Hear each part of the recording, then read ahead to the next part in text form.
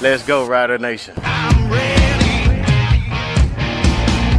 I'm ready.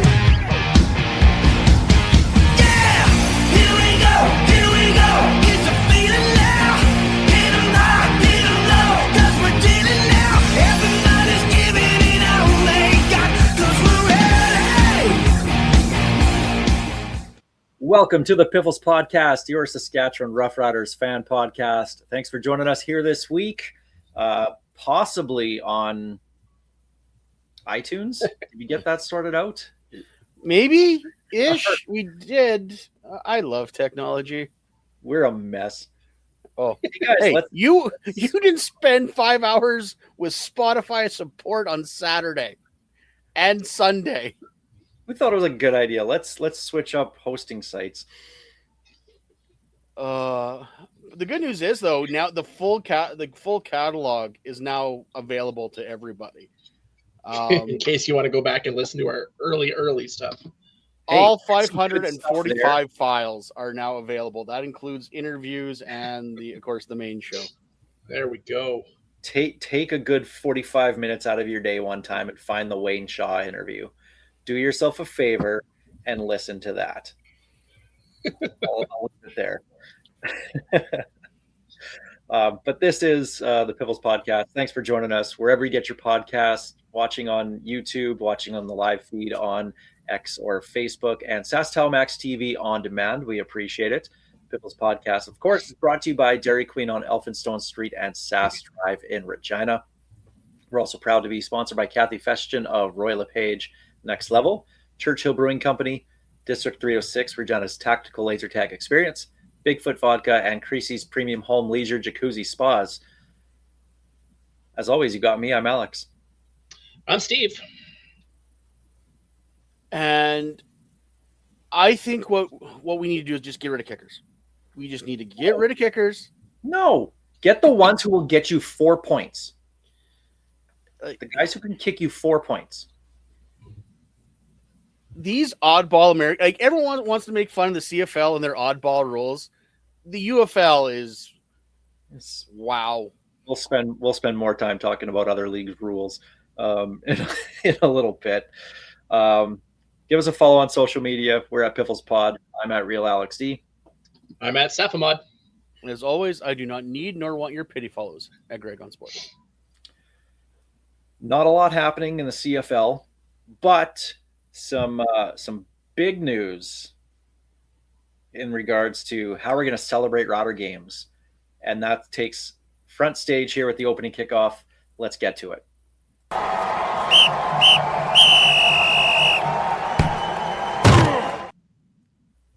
So the opening kickoff presented by Kathy Festian of Roy LePage Next Level. We're going to start with the tailgating. Riders sent out emails to season ticket holders. We knew tailgating was going to be introduced to Saskatchewan here in 2026. How is it all going to look? Well, we still don't fully have a grasp on it.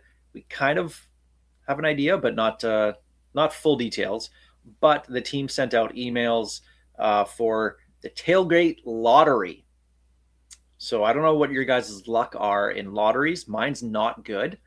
I did sign up. So season ticket holders, you can sign up, purchase, I use in air quotes because it's $0, a ticket into the lottery.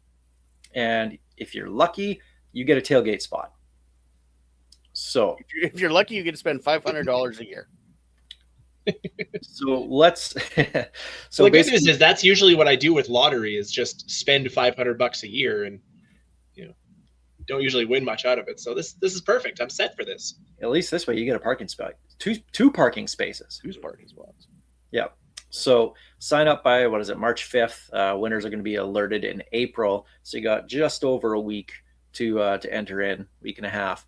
So the way it's going to work, apparently there's about 200-ish spaces for this tailgating area that they're going to have outside Mosaic Stadium. And the cost is going to be $500 per spot.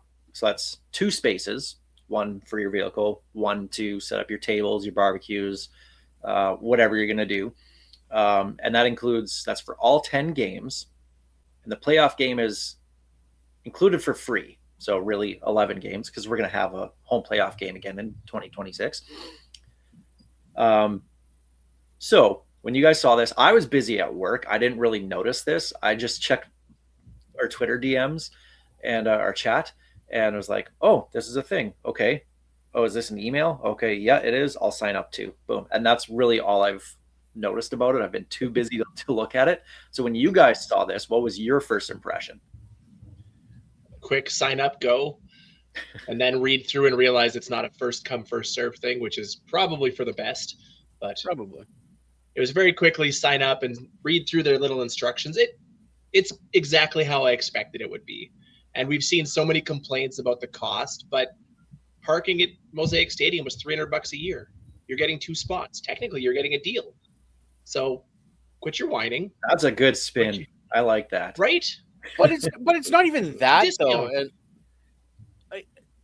I chuckle at people's ignorance. Maybe is the word. Everyone just seems to think that NFL, like these famous NFL tailgates, people just first comes first serves, or they've been camping there for 3 days. They pay for their spots as well, and most of them are in the hundreds of dollars US, like 177, 150. San Francisco is 58 American, but that's for one spot. That's is that for the season, or is that for a game? That's a game per game. So honestly, the riders are very on par to what the NFL is doing, especially considering, I guarantee you, I really hope it's not the Armory parking lot, that gravel thing. I'm hoping it's more towards the Brandt Center, and they're going to... People used to tailgate anyway. Yeah, and they're going to block that off. But yeah, like, I don't understand why people were freaking out about the cost. When you space out over 10, possibly 11 games, it's actually not that bad. No. $500 that's parking for the year. If you're mad at that price, you probably weren't going to be parking anyways. This might not be for you. Perfect. Leave another spot for us. Good with it. Now, that said, I don't know how you guys would do it, but I would try and recoup some of my money back if I were one of the lucky ones to get a spot. I'd invite you guys for a small nominal donation fee to the spot, to pay for the spot, but charge people $5 to show up. But how is it all going to work with, okay, well, let's say I'm paying $500 for this spot, right? For example, some person's just going to come up and stand in my spot too and drink and eat my food. Well, I assume that you can just tell people to leave, but maybe not us. We're cowards, but other people might. No, you'd be the first one I tell to leave. I look at it this way, kind of similar to Craven, where you have your campsites, you set up, you do your stuff. People are going to come wandering by, and will they stop and chat? Will you get a go rider? Sure. Will they hang out? Maybe. But chances are people are just going to go wander around and, hey, look, those guys are playing cornhole over there. Check that out. That type of stuff. It's more of a community thing. I don't see it being too weird, but then again, there's always weirdos. It's Saskatchewan. There's going to be weirdos. If nothing else, we're really good at it. From what I heard, there's only 200 spots available, which is not a hefty number of tailgate spots. So it's enough. It's enough to get the atmosphere going ahead of the game. So one thing that I've heard people question, I don't know all the details, how they're going to have security and enforce it and everything, but is it could be like fenced off, and you can, maybe not fenced off, but kind of like how they have in Winnipeg, where you can literally just walk around the entire parking lot with your drink in your hand and not worry about getting stopped by security or whatever. I don't know if it's that relaxed here. Well, considering the legislation act, like, remember, they went to the government to get this done. So I believe that section of the parking lot, be wherever it will probably have to be obviously delineated where it's safe to walk with a beverage in your hand. Obviously, there will be, I'm assuming, strict rules about selling said liquor, because you won't have Yeah, that would be a no-no. Put a tip jar on your table, maybe. Yeah, Don't exactly. say it's going towards booze. If you do that, I mean, you deserve the fine you get. Yeah, but I don't. Apparently, that's how Calgary almost got shut down. Was somebody was selling beer, Yeah, out in the open. So, Rider Nation, don't be stupid. If you Leave want that this to last more than a year, follow the rules. Don't be dumb. but I guarantee you there will be a laundry list of regulations being sent to whoever's lucky enough to get those tailgating spots, and as they should be. And yes, hopefully there's jack wagons in every crowd. Someone's going to do something stupid. 3 of them right here. And okay, we're jack wagons, but I don't see us doing something dumb enough to get the tailgating shut down. There will be someone do something. 100%. First game. What's the over under on tables broken? Because people are lemmings. Oh man, I hope so. I hope this turns into a Bills Mafia type thing where everyone's jumping through tables. Please. All it's going to take is one broken arm jumping through a table. Who is going to be? I don't remember his name, but I watched the 30 for 30 on the Bills tailgating thing that they had before. It's the dude who literally sits down with a circle of people around him, and they all squirt ketchup and hot dog and throw mayo on him, or ketchup and mustard. He's like the condiment guy. Dibs out. You're not that guy? me. No, I'm not that guy either. No. Guess it's you. Congratulations, Alex. I got voluntold. Perfect. But the number one question I have about this whole tailgating thing, when the Piffles podcast has an official tailgating spot, what's the first menu item? What are we going to have? Ooh. Has to be meatballs, right? It really does. Yeah, meatball subs. Yeah, meatballs. Definitely meatballs. Ooh. We only have to make 7 of them, so we should be fine. Yeah, we'll be good. Yeah. So we'll find out in April who gets these tailgate spaces. I mean, worst case, grab your Sixer or Churchill and go find some through anyways. Yeah, exactly. But it'll be good to see. It'll be interesting to see how it all gets unveiled here with the tailgating and what that's actually going to look like. I think, as anything year one, there's going to be hiccups. There's going to be people that are going to be happy, and there's going to be people that are going to be very upset. I think that people are going to have to show patience, and I know that's weird in this province to show patience, but I definitely think one thing Saskatchewan is known for is community, and I think it's going to be a good time. I really do. I think the good is going to outweigh the bad on this one. Looking forward to that very first one, the home opener. That'll be fantastic. And then the only other Rider news this week, we have a new punter. Yes, very exciting.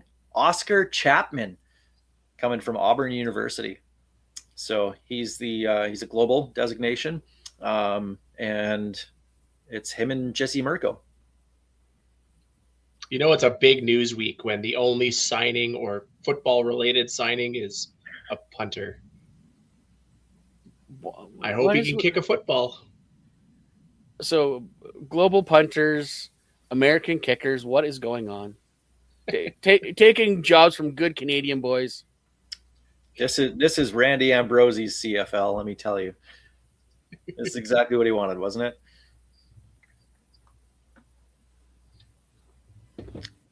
But yeah, that's it. That's all the Rider news. But I did want to bring one other thing up. And this comes from a former Rider.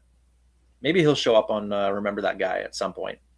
Malik Carney spoke to media members, and one thing that he said was, what's your message to the Saskatchewan Roughriders? He said, they're going to see me and they're going to feel me. That's all I got to say for them. But he was saying football isn't about the money. It's about the brotherhood. And I'm not in the locker room. I'm not, these guys aren't coming over my house every day and hanging out. We're not best friends. So I can't really speak on that. His experience is obviously very different than mine. He could be right. Absolutely, could be about the friendships made and the long lasting legacy that you have. Um, he says it's not about the money. Proceeds to sign for the most amount of money, which is fine. But that brings me to a little bit of a rant. And I'm sure in the last 10 years, I've done this on this show. Players, stop the BS. Stop it. Go for the money. It's fine to go for the money.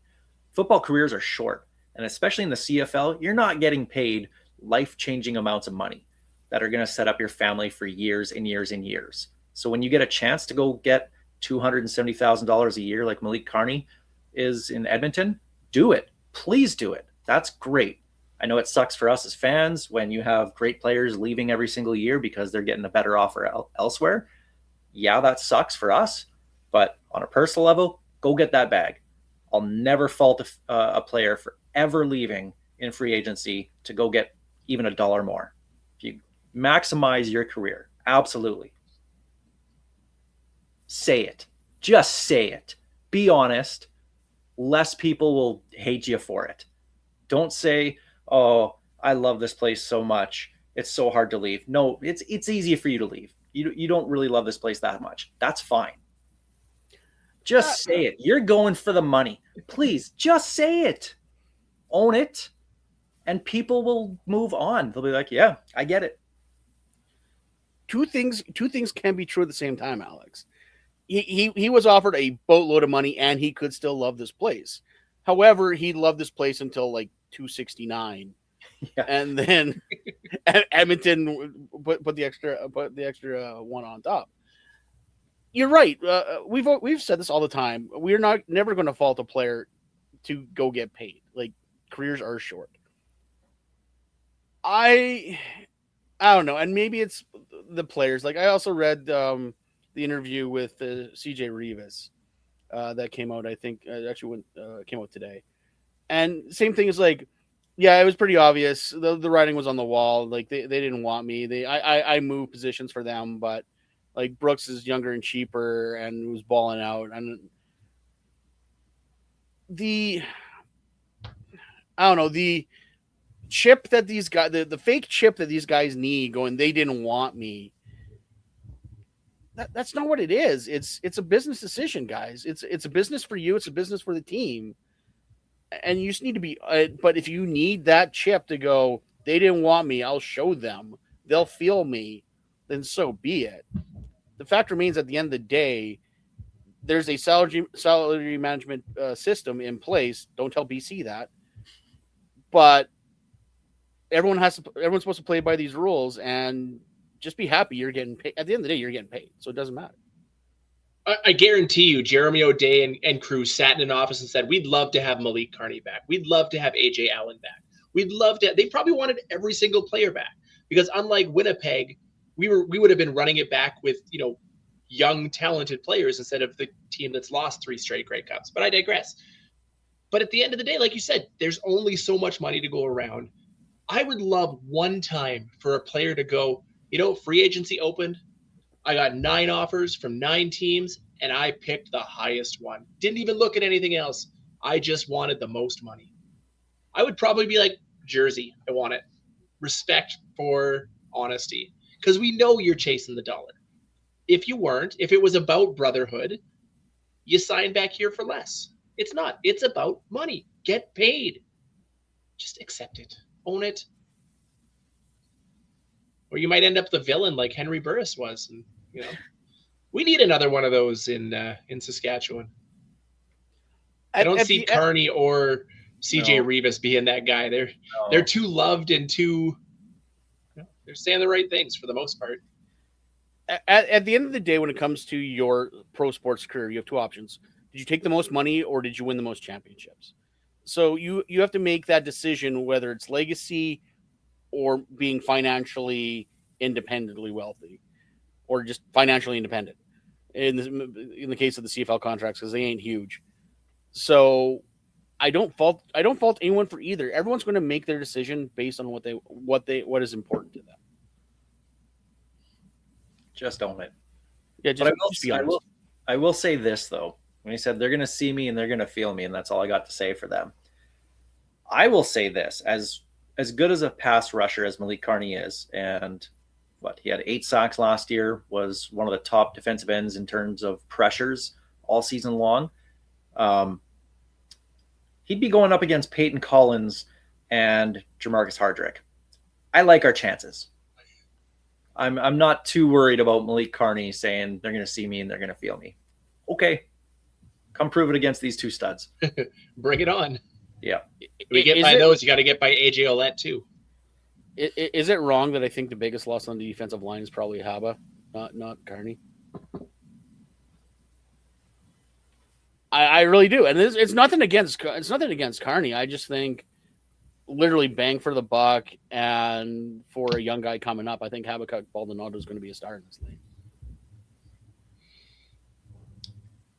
Poor guy's in Ottawa now, though, so yeah, won't be getting very many wins, that's for sure. When it comes crashing down and hurts inside, he's going to learn. There was no factoring playoff dollars in those contract numbers. If so, I'm not sure they're signing in Edmonton or Ottawa. So you're going to pay me that much, and I get to go home early? Interesting. Right? Okay. That actually doesn't sound too bad. Yeah. 270, our season's over in September? Sweet. Yeah, sure. 6 game to end the season. All for it. See you guys. But yeah. We'll see what happens first time we play Edmonton. We'll see how many pressures and sacks he gets against Peyton Collins and Jamarcus Hardrick. I'm willing to bet that it's not going to be worth $270,000. We'll be sure to set an over-under on that one. Yes.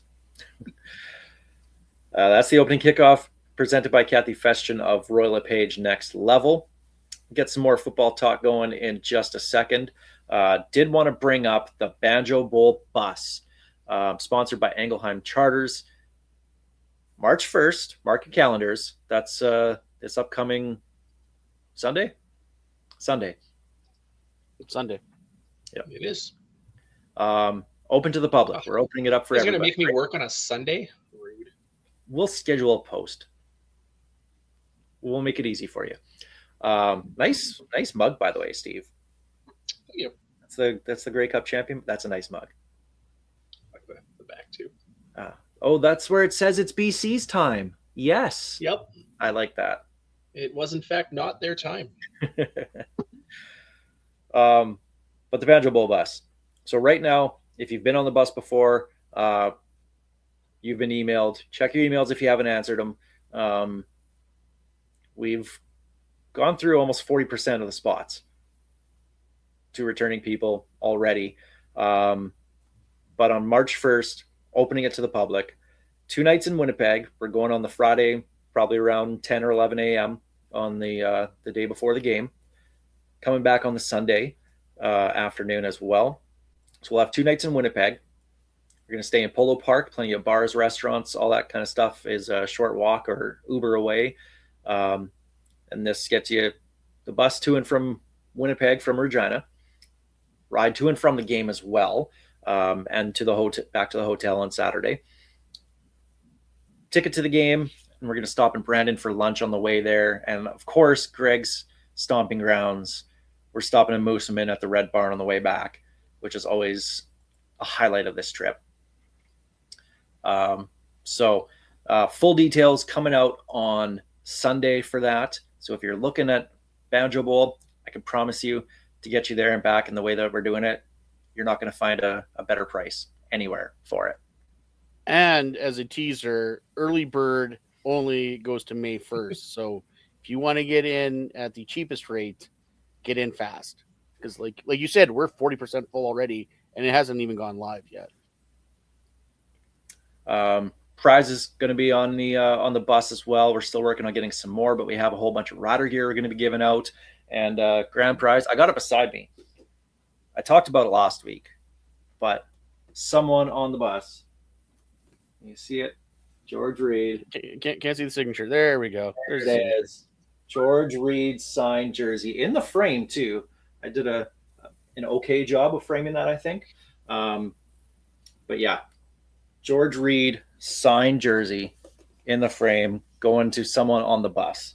So that's last year we gave away a jersey, a customized Rider jersey. This year, George Reed signed jersey. If that's not incentive enough, I don't know what is. So I'm putting my name in the hat, just so you know. my name's already in the hat a few times, I'll tell you that. I want a second one. So yeah, if you're looking at possibly going to the Banjo Bowl, want to go with us, it'll be a blast. Full details out on Sunday. So watch the social medias for that, and love to have you on board. Well, let's get to Remember That Guy. Brought to you by District 306, Regina's tactical laser tag experience. Greg has a list in front of him of Rider players from some point in history, from one day to, I don't know, 22 years maybe as a Rider. I'm not sure how far your list goes. But someone who was once a Rider, you're going to give us some hints, and we're going to have to try and guess who it is. How many Van Stones is it this week, Greg? If you know weird places where guys are born, this is fairly easy. Okay. This is like a 2. So like Gove and Rob are going to probably get this one. They've probably already guessed it. Yes. Other than that, For idiots like me and Steve. oh, it's like a 4. Okay. All right. Well, let's remember that guy. This gentleman was born and raised in Anchorage, Alaska. I know. I was shocked too. This actually, I didn't know this about this guy. Okay. But Anchorage. he played college ball at East Central University, which is based in Oklahoma. That's a ways away. Yeah, it is. Like, he had to go on the road to play his college ball. Okay. They didn't have any Div 1 schools in Alaska? Not football ones. If you want to whale, I'm sure you can do that. Signed by the Bills as an undrafted free agent. So we're talking like a Div 3 school, and you got brought into the Bills. Well, it's not Corey Mace. It is definitely not Courtney. Has called Buffalo, Los Angeles, Sioux Falls, Ottawa, Vancouver, Edmonton, and actually currently Las Vegas home. Currently lost. Ray Elgard, but no. No, not Ray Elgar. Let's have some fun. I'll keep The my only shirt on, thanks. The only championship to his name is a United Bowl championship, which is the Indoor Football League championship, which he won in Sioux Falls. It's a recent guy, right? Fairly recent, yep. Las Vegas. CFL career stats are 165 receptions, 7 touchdowns, and 2,064 yards. So you're looking for a receiver. Oh, And the final one.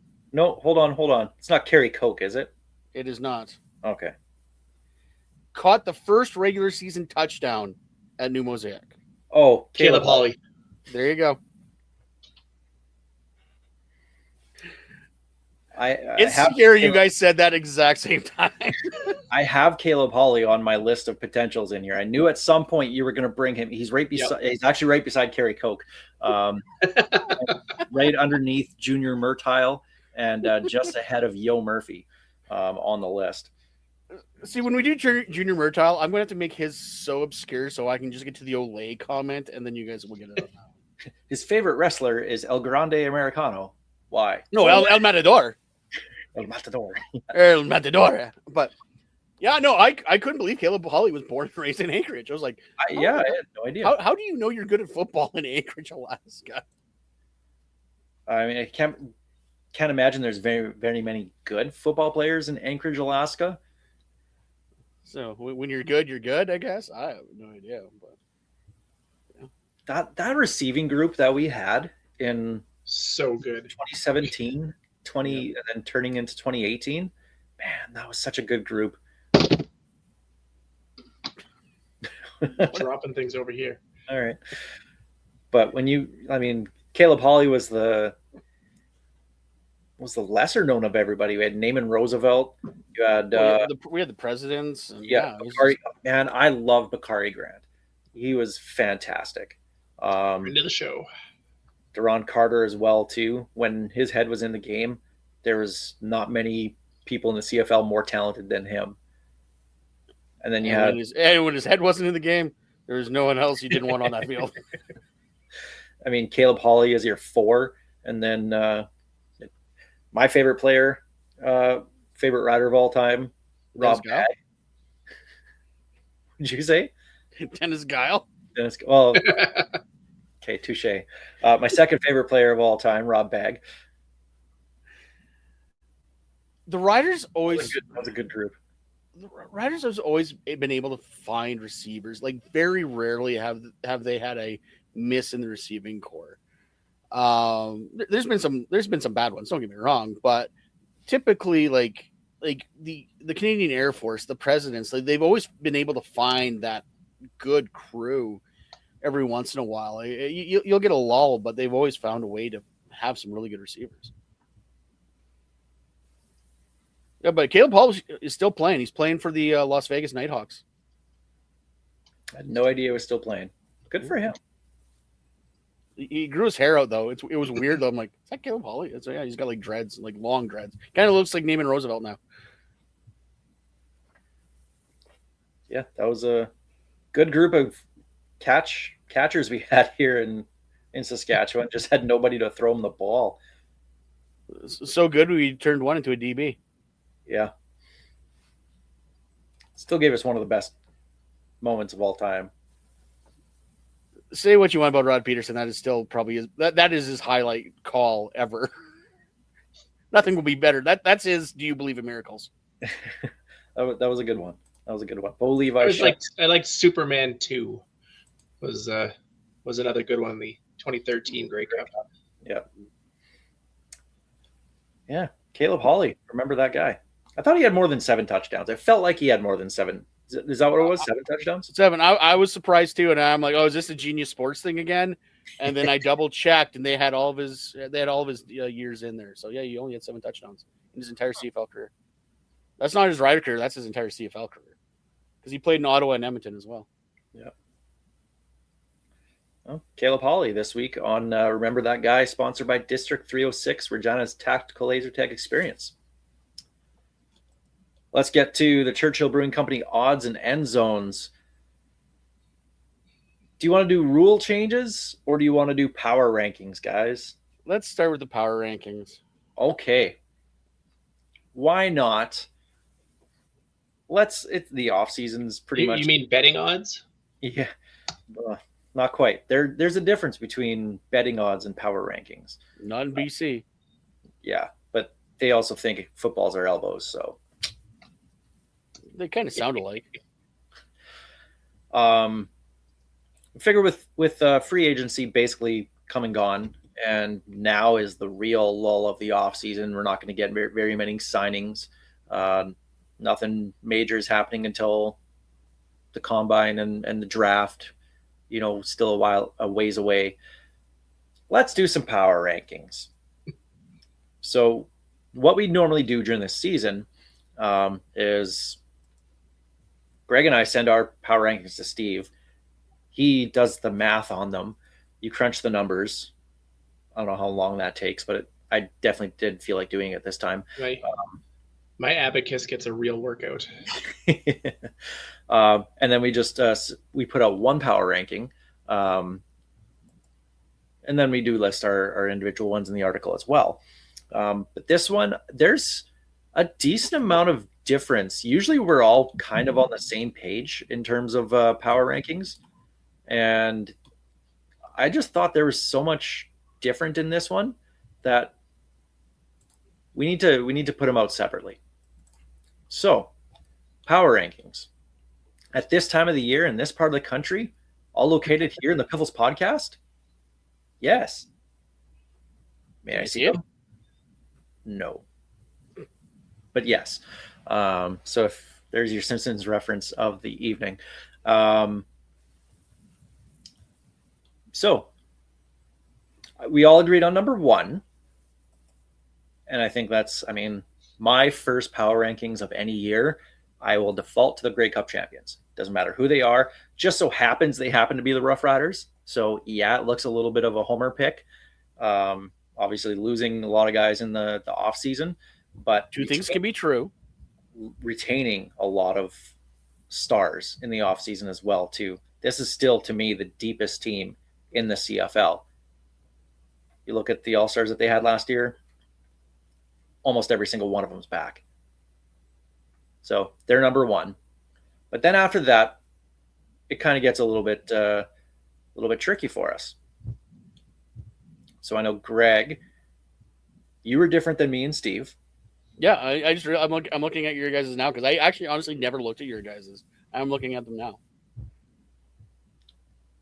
So Greg, you had Montreal in second. Because I think they're going to win the East, and when you come out of the East, look at the reason why Ottawa's got a Grey Cup is they weren't the best team in the league, but all you have to do is be good in one game, and I think they're going to. I think Montreal has a good core, and they're coming out of the East. Steve, we both had BC in second. Given how that West final went and their propensity for spending money in the offseason, I don't think it's their time, but their time might be close. Yep. Number 3, I went with Hamilton. You guys have, Steve, you have Montreal, and Greg, you went with BC. So we're all over the map on number 3. I think Hamilton's, I mean, they were first in the East last year. I know they didn't win the East final, but they've made the most improvements in the East with big time player signings. I know they lost a couple players, but I think they're right there. Number 4, Greg, you had Calgary. Steve, you had Calgary. I'm surprised. I have Calgary way down at 7. What have they done this offseason for you guys to say they're number 4? Here's the thing for me. I know they lost some guys going down south. I have made the mistake of writing off Calgary too many times. Their fall from grace lasted a year, and they were right back to a legitimate shot at a home playoff game. And I just, to me, it feels like they're a team that will always be competitive enough to make waves. And Edmonton and Winnipeg did nothing to get better in my mind. I know you like what Winnipeg did. I will not say anything nice about Winnipeg. Winnipeg sucks. So it looks good in their rearview mirror. They look great in their rearview mirror. And me with Calgary, they've always had a way to find talent to backfill. Yes, they went through a little bit of a lull with that handoff to Dickinson taking over as general manager, but they seem to find guys last year. And yeah, I think they're going to be good. I don't think they're going to be great, but I think they're going to be good enough to shock some people. Because last year, yes, they lost some guys, but they still looked really good in situations. Number 4, I had Montreal there. Number 5, I had the Winnipeg Blue Bombers. Again, like Steve said, I like what they did in free agency. Not necessarily keeping the guys that they kept, the old guys, but the signings that they had, I thought were very, very good moves for them. Greg, you had Hamilton at 5. And Steve, so did you.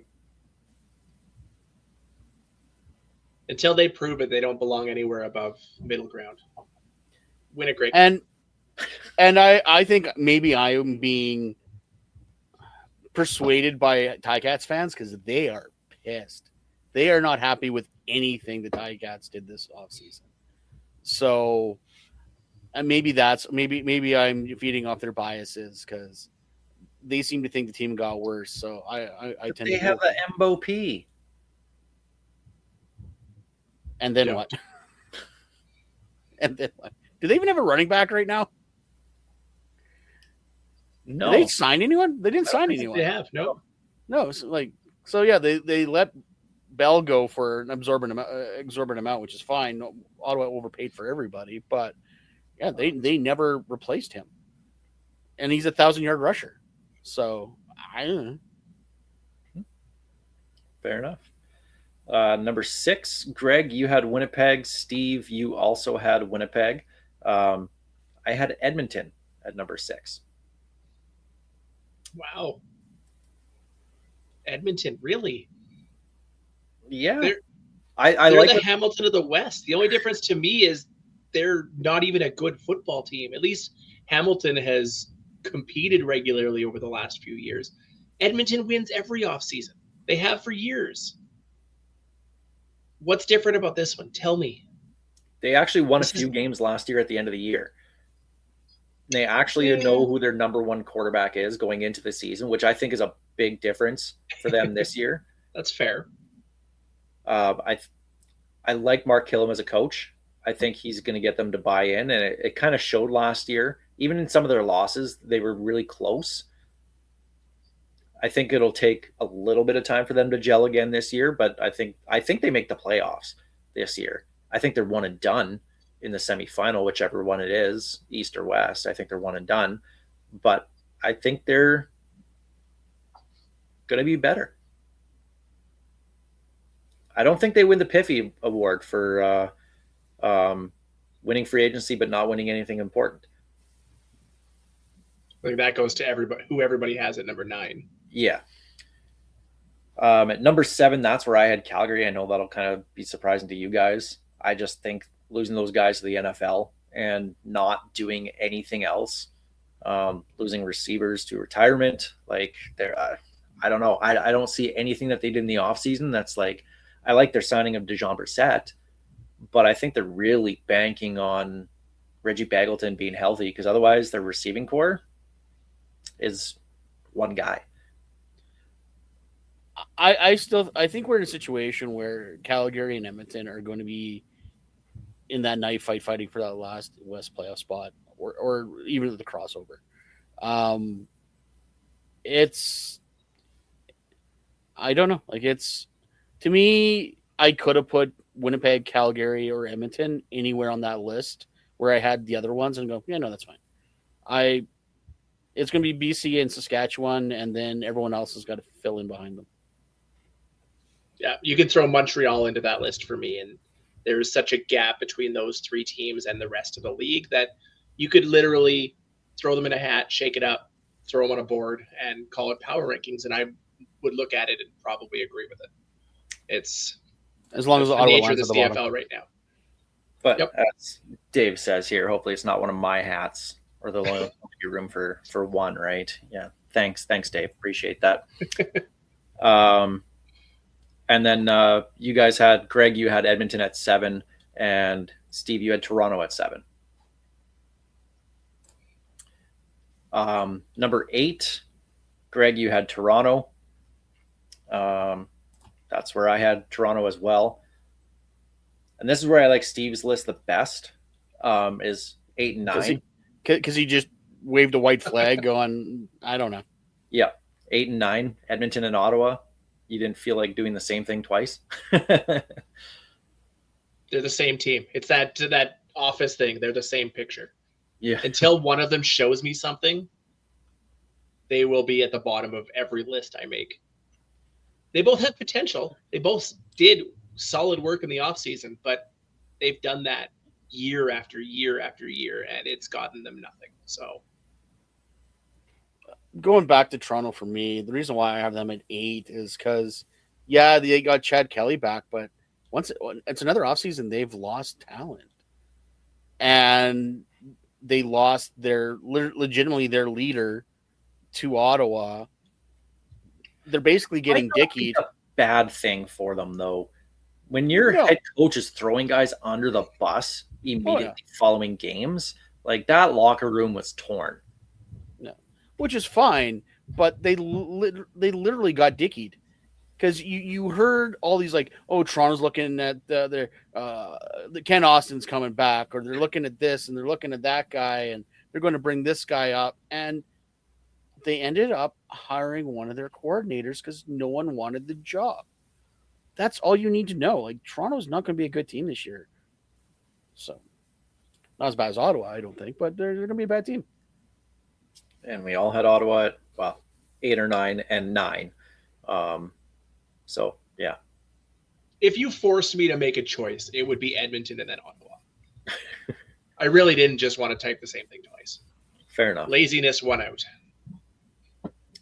So there you go. There's the off-season power rankings from the Piffles podcast. And mine comes out tomorrow, and it's got a theme. I got so bored I had to do a theme to keep myself engaged in power ranking because I think power rankings are stupid. I read them before we did the show tonight. I really like what you had for Ottawa, your last one. That one was funny to me. I laughed really hard when I wrote it because I'm like, yep, that works. So that'll be out on the website on Wednesday. Ticats released a quarterback who they just signed 3 weeks ago, Harrison Frost, one of their pending free agents. They re-signed him at the end of January, and now they have released him now that they have Trey Ford. We're always talking about backup quarterbacks here in Saskatchewan. Is this a guy that, let's say, doesn't sign with a team before training camps hit? When training camps start, we start seeing these the guys that we have under live fire. Maybe they're not what we're hoping they're going to be. Harrison Frost, you give a call to? Camp body, sure. Like he's, you don't know what you got until you bring him in. But this so reminded me of a Chris Jones move.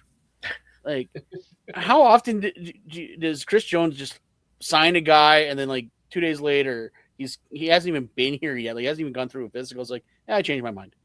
Did you get $100 from the free agent camp? Yeah. I think Chris Jones got a cut of all those $100. You think? Camp registrations. I don't know. It's preseason. Guys are going to come in and out, but it's just why sign the guy if you're just going to cut him right away? You had to know you're in on the Trey Ford thing.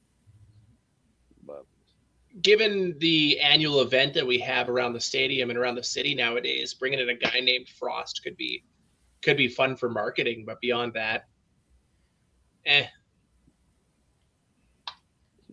they barely market AJ Thor hammers. I don't think they're going to Frost.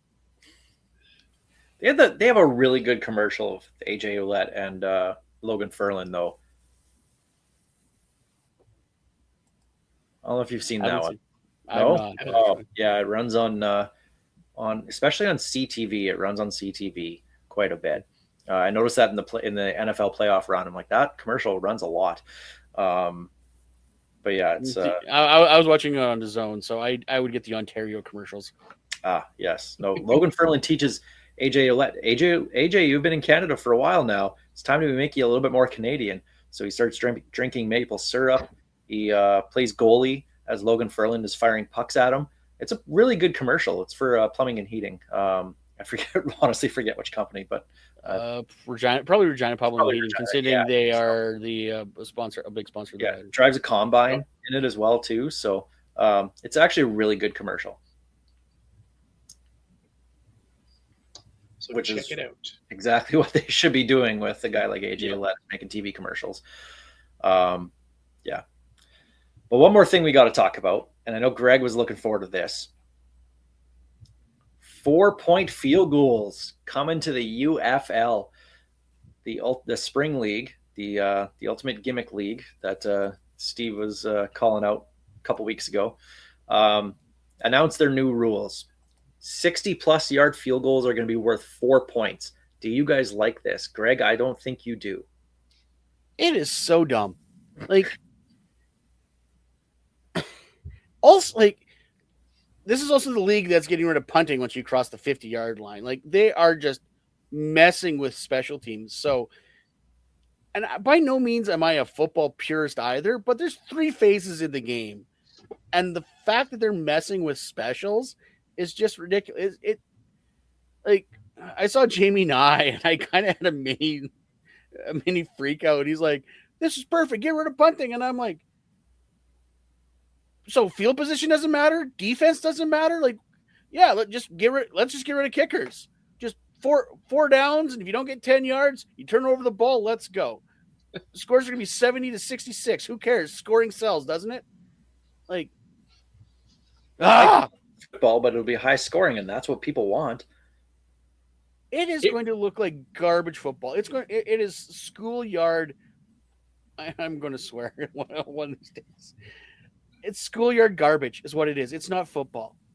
Like it's the stuff that we used to play in Mooseman between the track, and it's no, like, it's not football. There's a reason why the only sports league in the world that has 3 and 4 point plays like this is the Harlem Globetrotters. It's purely for entertainment. It's not football anymore when you start doing things like this. It is entertainment, which is exactly what the UFL should be aiming for. They should be entertainment first. Get people in the door, get people watching. If people want to watch high-scoring football games, do everything in your power to make it happen. You know, the AFL was popular for so long because that's all it was. It was just touchdowns, right? And some good players came out of the AFL. It was a feeding ground to the NFL a little bit. But own that then. Stop trying to pretend you are NFL light and just accept the fact that you are effectively a circus football league whose only job is to entertain the masses. Or masses seems like a massive overstatement for their. If anything, it's a mat. It's not even you can't even add the right? last half of that word. I get it. I like it simply because it's different, but it's not football. Hear me out, though. In fantasy football, 40-yard field goals are worth 4 points. 50-yard field goals are worth 5 points. You want to increase scoring? Yeah? It's called fantasy football for a reason, and Woodsy didn't care. So he did not give a flying you-know-what about your fantasy football team. God bless his soul, man. Did you actually? What this actually got put underneath the radar? Not a lot of people are talking about this. Did you see there's a 3-point conversion as well? I did not see that. There's 1 point, which is a 33-yard field goal. A 2-point, balls placed at the 2-yard line, and if you really want to go for it, the 3-point conversion, balls placed at the 8. Why not? 9-point games or 1-score games. That's what they want. That's like adding. That's the equivalent of adding in what the NBA has, the play-in tournament. You be in 10th place and get into the playoffs.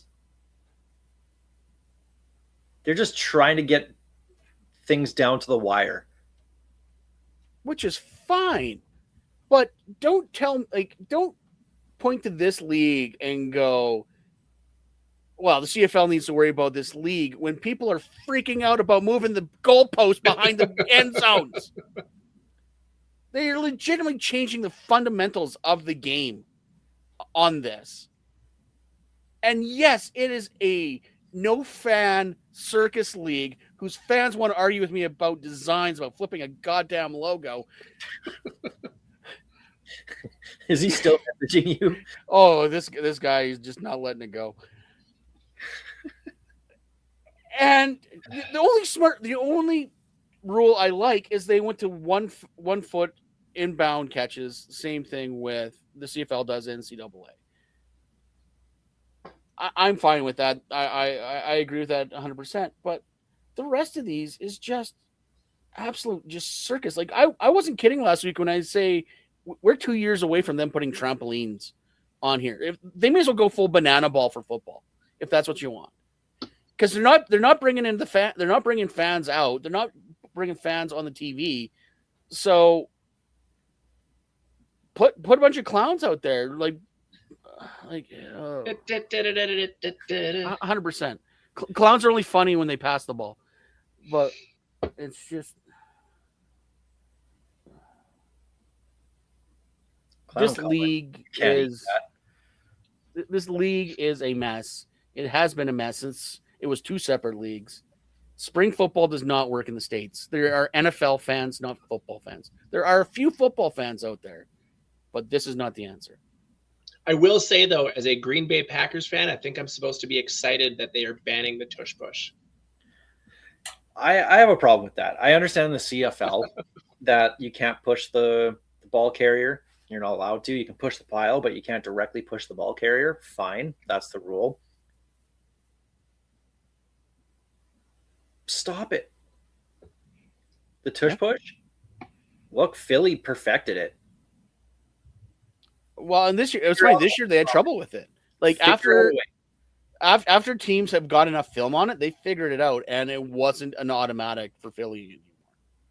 So but now other teams are using it in the NFL all the time. It may not be with the quarterback. They might throw in a tight end there or D lineman or something, but they're doing the exact same play. Figure it out on defense. Stop them. It's just a quarterback. It's a quarterback sneak. Defenses will catch up. Offenses always have the initial upper hand because they're going to come up with the wrinkle play, and it's up to defenses to spot it out. So defenses will catch up, and they have caught up. The fact that there's still teams complaining about the tush push and want to see it banned is ridiculous. Like, this is back to Farhan complaining about short yardage quarterbacks. I was going to say, I like how Steve loves Tommy Stevens, but then complains about the tush push here.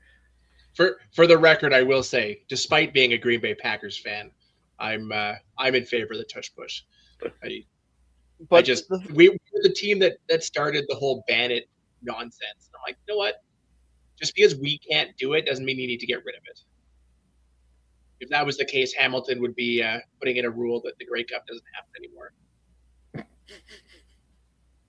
The fact remains is when the teams know Tommy Stevens is on the field, 9.99 times out of 10, he's running the ball. Be prepared to stop the run. If you can't, that's on you. And banning plays is just bogus to me. Unless it's for safety, then I'm fine with it. Sure. That's not for safety. It is fitting, though, with the UFL. Mm-hmm. Very on brand. Do they have a brand? They change their logo every 2 years. And their name.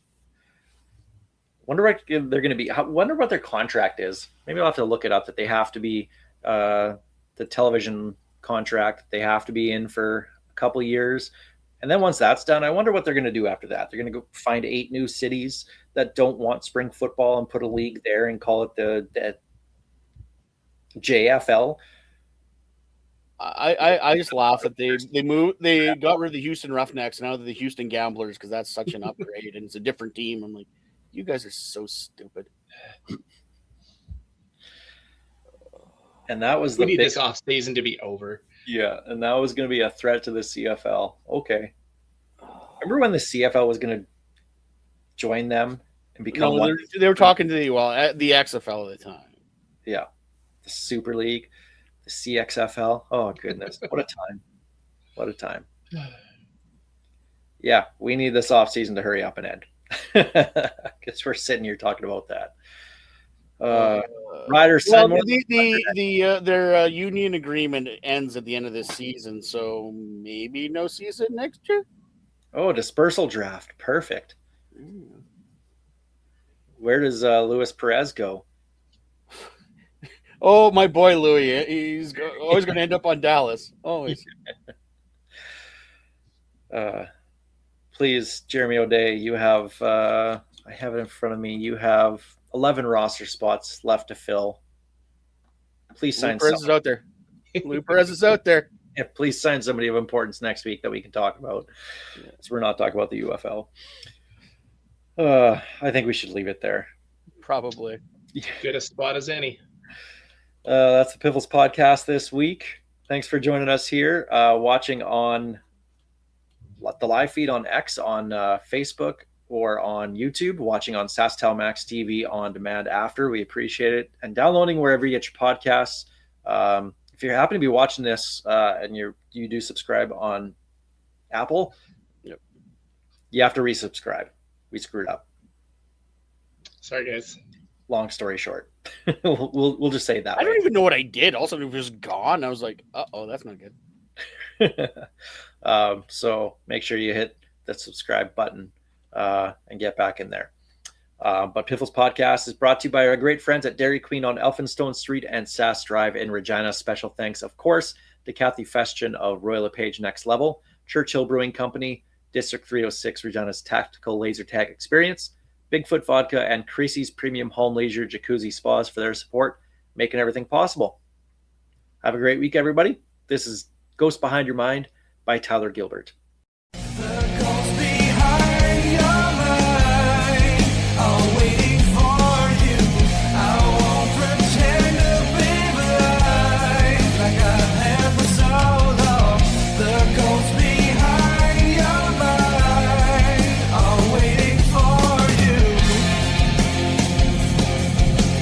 Thank you for being such a big supporter and fan of the CFL and myself personally.